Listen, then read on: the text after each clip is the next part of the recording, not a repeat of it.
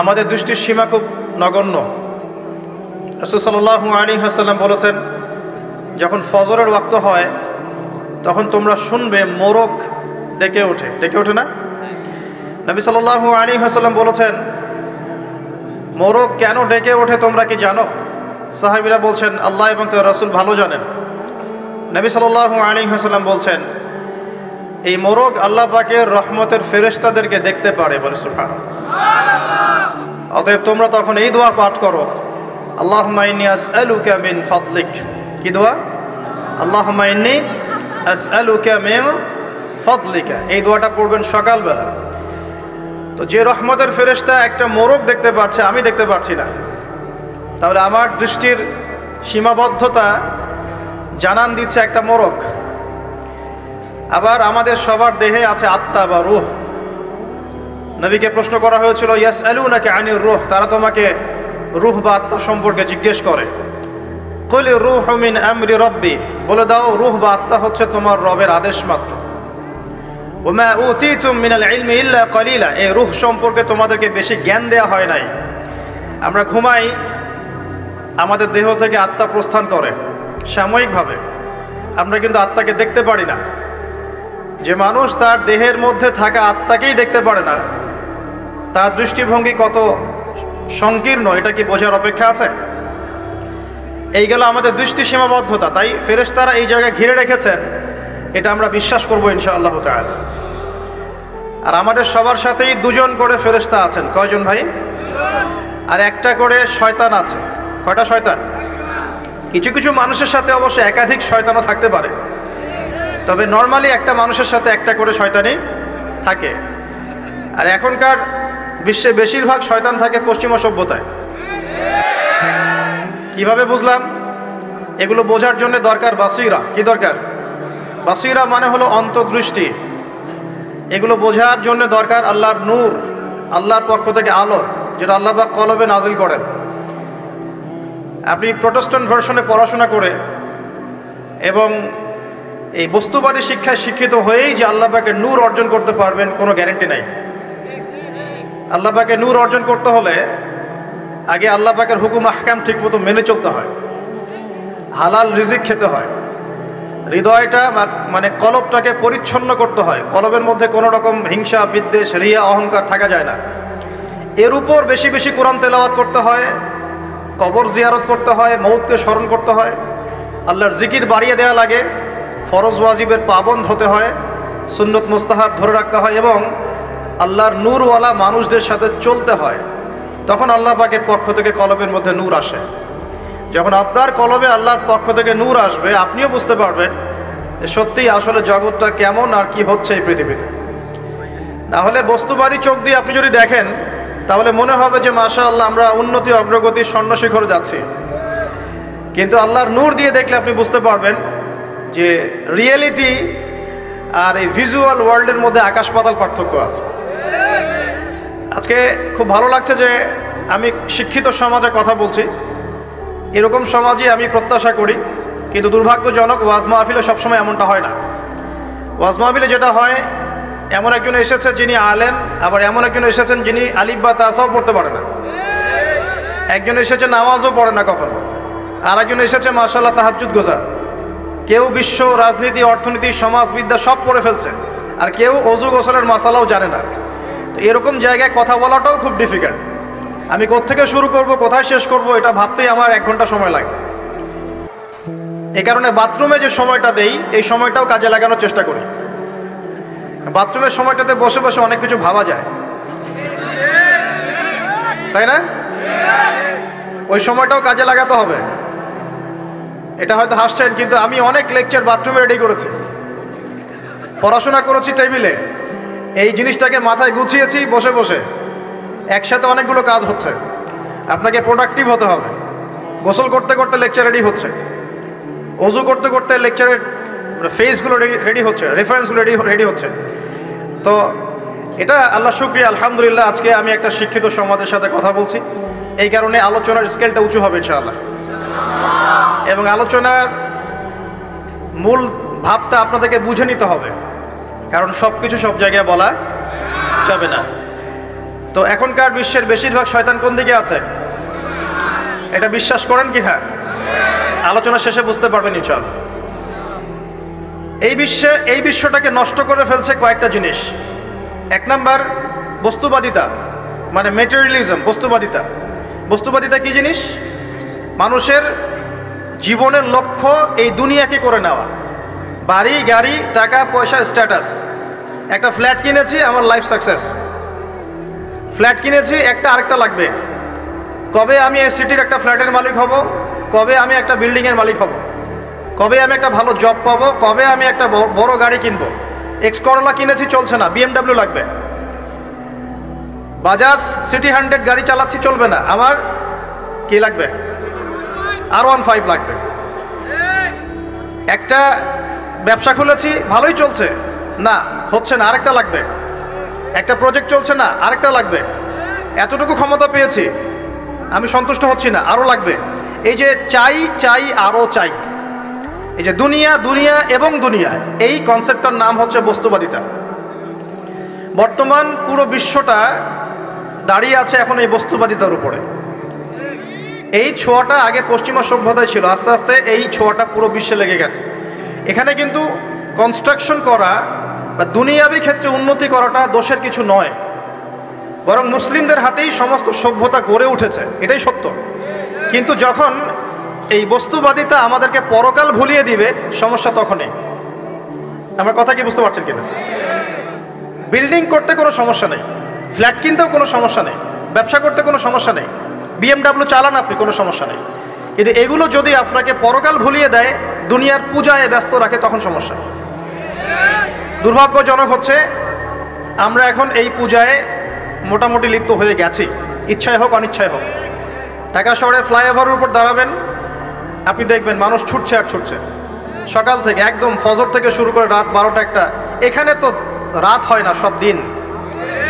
আর নবী সাল্লাল্লাহু আলাইহি ওয়াসাল্লাম শেষ জামানার হাদিসগুলোর মধ্যে বলেছিলেন যে যখন মানে ছেলে মেয়ের পোশাক পরবে, মেয়ে ছেলের পোশাক পরবে, যখন আনতালিদা লামাতু রাব্বাতুহা, মানে দাসী তার মনিবকে জন্ম দিবে। দাসী মনিবকে জন্ম দেওয়ার একটা ব্যাখ্যা উলামায়ে কেরাম এমনটাও করেছেন, সমাজে ন্যায় অন্যায়, হক বাতিল, সত্য মিথ্যার যে মানদণ্ড, এটা উল্টে যাবে। ন্যায় হবে অন্যায়, অন্যায় হবে ন্যায়। আমানতদার ব্যক্তিকে বলবে খেয়ানতকার, খেয়ানতকার ব্যক্তিকেই বলবে আমানতদার। সত্য হবে মিথ্যা, মিথ্যা হবে সত্য। হক হবে বাতিল, বাতিল হবে হক। সাদা হবে কালো, কালোই হবে সাদা। দিন হবে রাত, রাত হবে দিন। এখন ঢাকা শহরে রাত হয়ে গেছে দিন, আর দিন হয়ে গেছে বহু যুবক যুবতীর জন্য রাত। এখন বাজে 12টা, আমাদের শহর অ্যাক্টিভ, মাশাআল্লাহ। আমাদের শহর ঘুমাবে 4টায়, 4টায় ঘুম উঠবে জোহরের নামাজের আগে। লাঞ্চ করে না এখনকার মানুষ, ব্রেকফাস্টটাই লাঞ্চ। তো আনতালিদা লামাতু রাব্বাতুহা এর গভীর ব্যাখ্যা আছে। আল্লাহ পাকের হালালকে এই বস্তুবাদী সভ্যতায় হারাম করা হচ্ছে, এবং আল্লাহ পাকের হারামগুলোকে হালাল করে নেওয়া হচ্ছে। আমরা এই দর্শনটা পেয়েছি পশ্চিমা দর্শন থেকে। পশ্চিমা সভ্যতায় প্রথম সারা বিশ্বে এই বস্তুবাদিতা ছড়িয়ে দিয়েছে। এটা একটা ভয়ঙ্কর জিনিস, যেটা আপনাকে পরকাল থেকে ডিমোটিভেটেড করছে। আপনাকে মূল যে গোল, আমার জীবনের যে মূল লক্ষ্য, সেই লক্ষ্য থেকে এই বস্তুবাদী আকীদাটা আপনাকে সরিয়ে দিচ্ছে। কিভাবে আমি বোঝাচ্ছি। আল্লাহ পাক কয়েকটা অ্যাম্বিশন দিয়ে পাঠিয়েছেন দুনিয়াতে আমাদেরকে। তার মধ্যে প্রথমটা হচ্ছে সূরা জারিয়াত আয়াত নাম্বার 56, এটা প্রথম। কি এটা? আল্লাহ পাক বলছেন, ওয়ামা খালাকতুল জিন্না ওয়াল ইনসা ইল্লা লিয়াবুদুন, বা'দা আউযু বিল্লাহি মিনাশ শাইতানির রাজীম, ওয়ামা খালাকতুল জিন্না ওয়াল ইনসা ইল্লা লিয়াবুদুন। আল্লাহ পাক আপনাকে আমাকে প্রথম যে দায়িত্ব দিচ্ছেন সেটা হচ্ছে এই, আমি মুসলিম, আমি নারী হই, পুরুষ হই, যুবক হই, যুবতী হই, যেই হই না কেন, আল্লাহ পাক আমাকে বলছেন, ওয়ামা খালাকতুল জিন্না ওয়াল ইনসা ইল্লা লিয়াবুদুন। দেখো, আমি জিন আর মানব জাতিকে শুধুমাত্র আমার ইবাদত করার জন্যই দুনিয়ায় পাঠিয়েছি, আর কোনো কারণ নাই। এই যে আল্লাহ পাক আমাদেরকে 60 বছর 70 বছর হায়াত দিয়েছেন, একটা কারণে, অনলি একটা, ইল্লা লিয়াবুদুন, যাতে আমরা আল্লাহর ইবাদত করতে পারি। আবার বোঝেন, আল্লাহ পাক আমাদেরকে দুনিয়াতে শুধু তার ইবাদত করতেই পাঠিয়েছেন। আল্লাহ পাক এখানে একটা পরীক্ষায় ফেল করেছি, হতাশ হয়ে আত্মহত্যা করতে পারেন নাই। আল্লাহ পাক এখানে একটা মেয়ের পিছনে ঘুরে জীবন নষ্ট করতে পারেন নাই। আল্লাহ পাক এখানে আমাদেরকে ধর্ষণের সেঞ্চুরি করতে পাঠান নাই। এখানে আল্লাহ পাক এখানে আমাদেরকে অন্যায়ভাবে অন্যের সম্পদ আত্মসাৎ করতে পাঠান নাই। মাদকের যে ভয়াল থাবা চলছে এর মধ্যে নেশায় বুধ হয়ে যাওয়ার জন্য আল্লাহ পাক আমাদেরকে পাঠান নাই। কি জন্য পাঠিয়েছে? পলিটিক্যাল মারামারি করতে আল্লাহ পাঠান নাই আমাদেরকে দুনিয়ায়। সোশ্যাল ক্ষমতার দ্বন্দ্বে লিপ্ত হওয়ার জন্য পাঠান নাই। মিলস, ইন্ডাস্ট্রিজ অ্যান্ড ফ্যাক্টরিজের নেশায় বুধ হয়ে পরকাল ভুলে যাওয়ার জন্য আল্লাহ এখানে পাঠান নাই। আল্লাহ পাক একটা রিজনে পাঠিয়েছেন, অনলি একটা। এবং এই দায়িত্বটা আল্লাহ পাক কিন্তু কড়াই গন্ডায় উসুল করে নেবেন আমাদের কাছ থেকে। ভাববেন না আল্লাহ পাক এই পুরো মহাবিশ্ব খেলার ছলে সৃষ্টি করেছেন, এমন নয়। আল্লাহ পাক বলছেন আমি এই মহাবিশ্বকে খেলার ছলে সৃষ্টি করি নাই। ওয়ামা খালাকতুল জিন্না ওয়াল ইনসা, বলেন, ইল্লা লিয়াবুদুন, আমি শুধুমাত্র এবং শুধুমাত্র আমার ইবাদত করার জন্যে মানুষ আর জিনদেরকে সৃষ্টি করেছে। জিনকে আমরা দেখি না, আমাদের সাথে জিনরা আছেন। জিনের মধ্যে ভালো খারাপ আছে, ঠিক যেমন মানুষের মধ্যে ভালো খারাপ আছে। আর প্রত্যেকটা মানুষের সাথে একটা করে শয়তান জিন থাকে, যে মানুষকে খারাপ কাজে প্রলুব্ধ করে, যে নিজে খারাপ কাজ জোর করে করায় না, সে শুধু প্রলুব্ধ করে। সে বলে মাদকের মধ্যে শান্তি, ওয়াসওয়াসা দেয়, কাজটা বাস্তবায়ন করেন আপনি। সে বলে যে এটা তো ছেলে মেয়ের ফ্রেন্ড, বয়ফ্রেন্ড গার্লফ্রেন্ড কালচার, বন্ধুত্ব, এটা এমন কিছু নয়, জেনা করেন আপনি। সে বোঝায় যে টাকা পয়সা আর্ন করতে হবে, বউ বাচ্চাকে সিকিউর করতে হবে, সুদটা খান আপনি। সে বুঝায় যে তুই তো একসময় চলে যাবি, সন্তানদের জন্য কি রেখে গেলি, তখন ঘুষটা খান আপনি। সে বুঝায় যে অন্যের সম্পদ যদি আত্মসাৎও করি, শেষ বয়সে কাবা ঘরে গিয়ে হজ করে নিব, ব্যাস, দ্যাটস অল, আমার পুরো আমল নামা চকচকা হয়ে যাবে। এভাবে শয়তান ওয়াসওয়াসা দেয়, কিন্তু কাজটা করি আমরা। কোনো সময় কোনো সময় শয়তান দাড়ি টুপি পাগড়ি জুব্বাওয়ালা মানুষকেও নেক্সট স্রোতে ধোকা দেয়। কোন স্রোতে? এদেরকে বদ স্রোতে ধোকা দেয় না, নেক্সট স্রোতে ধোকা দেয়। সে একটা কাজকে কল্যাণ খায়ের মনে করেই এমন কিছু করে যেটা শয়তান তার সামনে ফুটিয়ে তোলে নেক হিসেবে, কিন্তু আসলে এর পিছনে একটা খারাপ উদ্দেশ্য ছিল। দাড়ি টুপিওয়ালা মানুষকে নেক্সট স্রোতে শয়তান ধোকা দিয়ে ফেলে। কোনো সময় ভিতরে অহংকার জন্ম দিয়ে দেয়, কোনো সময় ডিগ্রি সার্টিফিকেটের গামান্ড নিয়ে আসে, কোনো সময় নারী দিয়ে পথভ্রষ্ট করে ফেলে, আর কোনো সময় অর্থের প্রলোভন দিয়ে পথভ্রষ্ট করে ফেলে। তো শয়তান কিন্তু কাউকে ছাড়ে না। তো আমি মূল জায়গায় আসি। প্রথম যে জিনিসটা এই বিশ্বটাকে ধ্বংস করছে এটা হলো বস্তুবাদিতা, যেটা আমাদের এই সমাজের মধ্যে এখন রন্ধ্রে ঢুকে গেছে। আমি বলছি বারবার, স্ট্যাটাস অর্জন করতে কোনো সমস্যা নেই, কিন্তু যদি এই স্ট্যাটাস আমাকে আমার পরকালীন গোল থেকে সরিয়ে দেয় তখনই সমস্যা। কারণ মৌত কাউকে ছাড়বে না, কবরও কাউকে ছাড়বে না, কিয়ামতের মাঠও কাউকে ছাড়বে না। আর আল্লাহ পাকের সামনে আমাদের সবাইকে ইন্ডিভিজুয়ালি হিসেব দিতে হবে, একজন একজন করে। এমন নয় 10 জন আসবে, তারপর 10 জন, তারপর 10 জন। নো, আব্দুল্লাহ তুমি আসো, আব্দুর রহমান তুমি আসো, এই মোহাম্মদ তুমি আসো, এই দাউদ তুমি আসো, একজন করে। সো এই জিনিসটা যদি আমার মাথায় থাকে তাহলে আমি কিন্তু বস্তুবাদী হতে পারবো না। আমি বলছি দুনিয়া আমার প্রয়োজন। আল্লাহ পাক কি বলেছেন? এই দুনিয়া হচ্ছে সিজনুল লিল মুমিন। নবীজি বলছেন আর দুনিয়া সিজনুল লিল মুমিন, দুনিয়া মুমিনদের জন্য কারাগার মানে যেখানে আমি স্বতন্ত্র স্বাধীন নই। এখানে প্রশাসনের অনেক ভাই বোন আছেন, তারা জানেন কারাগার কি জিনিস, আর যারা 2-1 বার যাওয়া আসা করেছে ওরা জানে কি জিনিস। এখানে আপনার কোনো ব্যক্তি স্বাধীনতা নাই। আপনি আপনার ইস্তেঞ্জা করবেন, শিশি যেতে পারবেন না, আপনি পারমিশন নিতে হবে, তারা নিয়ে যাবে, তারপরে যেতে পারবেন, তাও হ্যান্ডকাপ পরিয়ে। দুনিয়া সিজনুল লিল মুমিন, দুনিয়া মুমিনদের কারাগার। এখানে আপনি খেতে পারবেন না, খাবার আসবে তারপর খাবেন, ঘুমাতে পারবেন না, যখন ঘুমানোর আদেশ দিবে তখন ঘুমাতে পারবেন, তাও কতক্ষণ ঘুমাবেন তাও ফিক্স করা। মানে কারাগার মানে কি? যেখানে আপনার ব্যক্তি স্বাধীনতা চলে না, যেখানে আমি চলবো একটা সিস্টেমের আওতায়। এখন নবীজি বলছেন দুনিয়াটাই হচ্ছে কারাগার। তাহলে এই দুনিয়ায় কেমন করে আমি প্রবৃত্তির দাসত্ব করতে পারি? কেমন করে আমি আল্লাহকে ভুলে নামাজ বাদ দিতে পারি? কেমন করে জাকাত সেই কবে ফরজ হয়েছে, মিল ইন্ডাস্ট্রিজ ফ্যাক্টরিজ করেছি, জাকাত দেই না। রমজান মাস যায় আসে, রোজাও রাখি না, তারাবি পড়তে পারি না। কোরআন আমার সামনে মানুষ তেলাওয়াত করে, কোরআন আমার ঘরে পড়ে আছে, শেলফের উপরে ধুলাও আছে, শেলফের উপরে কোরআন ধুলাওয়ালা, ধুলো মাখা। কোরআন পড়ার তৌফিক হয় না, নবীর হাদিসগুলো চর্চা করার তৌফিক হচ্ছে না, ইসলামিক বইপত্র পড়তে পারি না। এই কারাগারের জীবনে বসি আমি একটা মেয়ের পিছনে দৌড়াচ্ছি, মাদক খাচ্ছি, জেনা করছি, কোনো সময় ধর্ষণ করছি, কোনো সময় সুদ খাচ্ছি, ঘুষ খাচ্ছি, দুর্নীতি করছি, এই কারাগারের জীবনে বসেই, যেখানে আমার কোনো ব্যক্তি স্বাধীনতা নাই। তাহলে কারাগারের জীবনের মেয়াদ যখন শেষ হবে, যখন তাকে এখান থেকে বের করে নিয়ে আসা হবে, অর্থাৎ মৃত্যু, তখন তার সাথে কীরকম রিমান্ডে আচরণ করা হবে এটা ভালো করে বুঝে নেন। এখন নবীজি বলছেন, দুনিয়া সিজনুল লিল মুমিন ওয়াল জান্নাতুল লিল কাফির।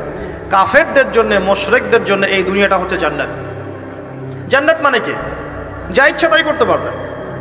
জান্নাত মানে কি? আপনি চাচ্ছেন, আল্লাহ আমি এখন একটা খামর চাই, শরাব, আপনার সামনে হাজির, চিন্তা করার সাথে সাথে। জান্নাত মানে কি? আল্লাহ আমি আপনাকে দেখতে চাই, আল্লাহকে আপনি দেখতে পারবেন। জান্নাত মানে কি? আপনি মধুর নহর, দুধের নহর, পানির নহর, শরাবের নহর, হুরুন ঈন চতুর্দিকে ঘোরাফেরা করছে।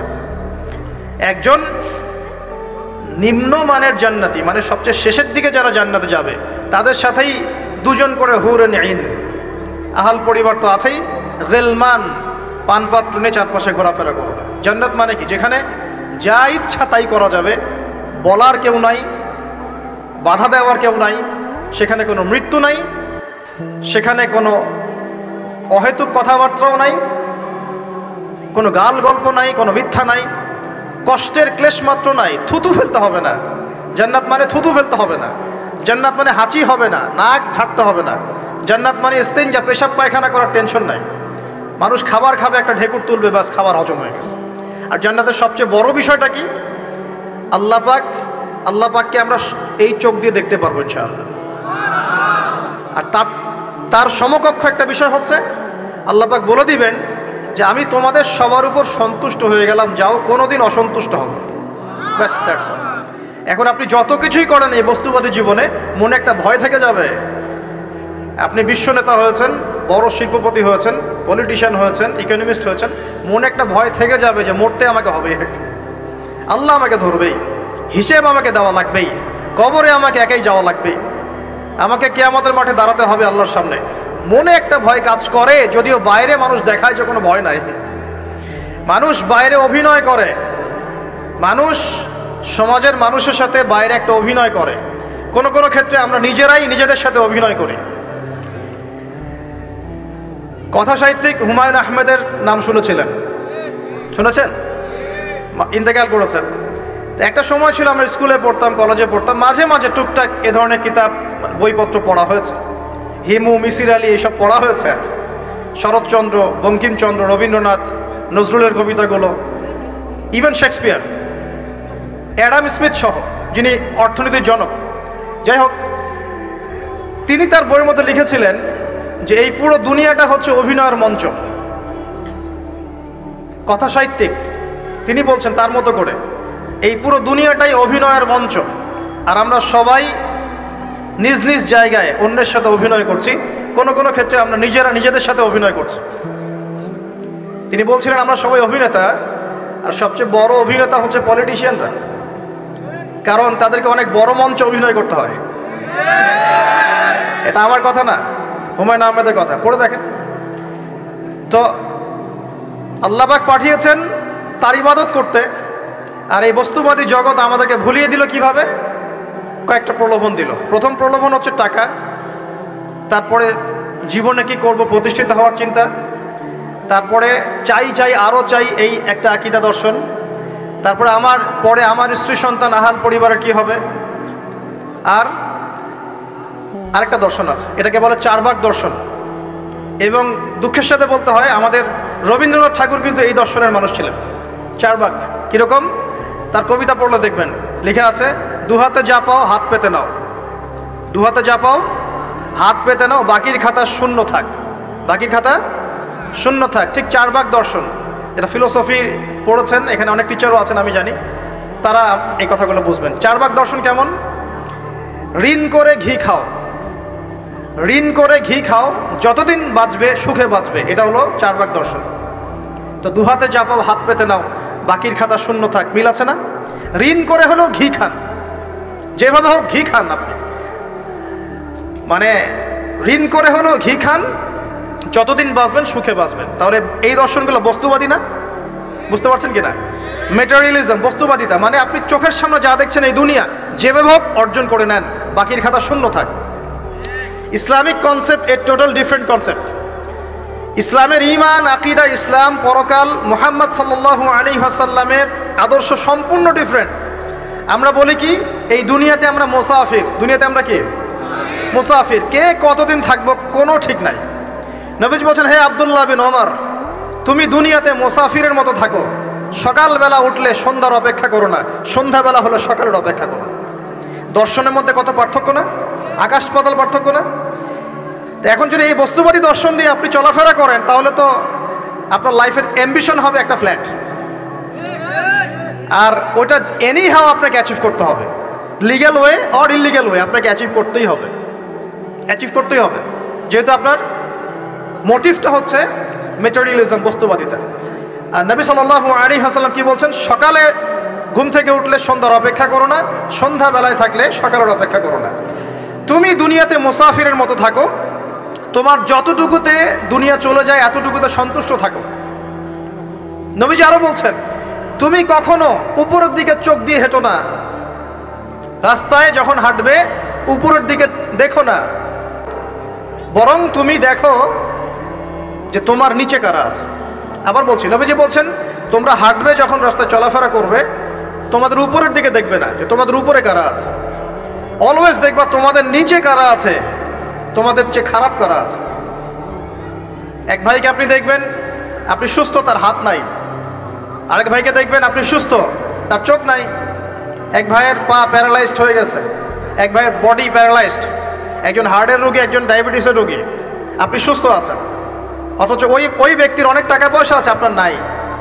এখানে কে ধনী বলেন দেখি, আপনি না সে? আপনার সুস্থতা আছে। আরেক ভাইয়ের অনেক বড় বড় ফ্ল্যাটস, কিন্তু আপনার এতটুকু নাই, ছোট্ট একটা বাসা। আপনার কষ্ট লাগে, আমারও যদি এমন হতো। ওই বাসায় গিয়ে দেখলেন যে ইন্টারনালি সে ব্যক্তি সুখে নাই, তার পরিবারে অশান্তি, হৃদ্যতা, ভালোবাসার বন্ধন নাই, আপনার পরিবারে আছে। একটা রিক্সাওয়ালা সারাদিন রিক্সা চালিয়ে 500-1000 টাকা আর্ন করে বাসায় চলে গেল, গিয়ে বাসা আলু ভর্তা, ডিম ভাজা, ডাল দিয়ে ভাত খাচ্ছে, সুখে আছে দিব্যি, বউয়ের সাথে গল্প করছে, চাঁদ দেখছে। আর সেই তো কবে আপনি ওয়াইফ কিনে চাঁদ দেখেছেন ঠিক নাই, আপনি টাকা অর্জন করার নেশায় বছরের পর বছর স্ত্রী থেকে দূরে আছে, দেখারই সৌভাগ্য হয় না। আসলে সুখ কাকে বলে, সুখটা কি জিনিস, ঢাকাবাসীকে সুখ বোঝানো দরকার। সুখটা কি জিনিস? সুখটা হচ্ছে ইন্টারনাল পিস। যখন আপনি বা আমি নিজেকেও বলছি, যখন আমরা আল্লাহকে পাবো, আল্লাহ পাকের ইবাদতের মধ্য দিয়ে, রাসূলের সুন্নতের মধ্য দিয়ে অল্পে তুষ্ট থাকতে পারবো, যা আছে এতে শুকরিয়া আদায় করব, আপনার চেয়ে সুখী মানুষ দুনিয়াতে কেউ নাই দুনিয়াতে। কিন্তু বস্তুবাদিতা আপনাকে এই আকীদা ও আদর্শ থেকে সম্পূর্ণ ডিমোটিভেট করে দেবে। আপনাকে খালি চাই আরও চাই, ওই যে দু হাতে যা পাও হাত পেতে নাও, বাকির খাতা শূন্য থাকার। আমাদের দর্শন দু হাতে যা পাও হাত পেতে নাও না, বরং দুনিয়াতে যতটুকু পাও এতটুকুতে সন্তুষ্ট থাকো, বাকির খাতা শূন্য থাক না, বাকির খাতা পূর্ণ হোক। মানে পরকালটা বাকির খাতা না, পরকালের বাকির খাতাটা পূর্ণ হোক। প্রয়োজনে দুনিয়ার সব চলে যায় যাক, প্রয়োজনে দুনিয়ার সব যদি চলেও যায় যাক, তারপরে বাকির খাতা কি হোক? পূর্ণ হোক। এটাই আল্লাহ রাব্বুল আলামিন সূরা আ'লার মধ্যে বলছেন, বাল তু'থিরুনাল হায়াতাদ দুনিয়া, তোমরা এই দুনিয়ার জীবনটাকেই প্রাধান্য দিয়ে থাকো। ওয়াল আখিরাতু খায়রুন ওয়া আবকা, কিন্তু আখিরাত হচ্ছে সবচেয়ে উত্তম এবং চিরস্থায়ী। তো প্রিয় ভাই এবং বোনেরা যারা আলোচনা শুনছেন, আজকে আমাদের প্রথম সবক হওয়া উচিত দুনিয়ার নেশায় আমরা না পড়ি। আল্লাহ পাক আমাদেরকে তৌফিক দান।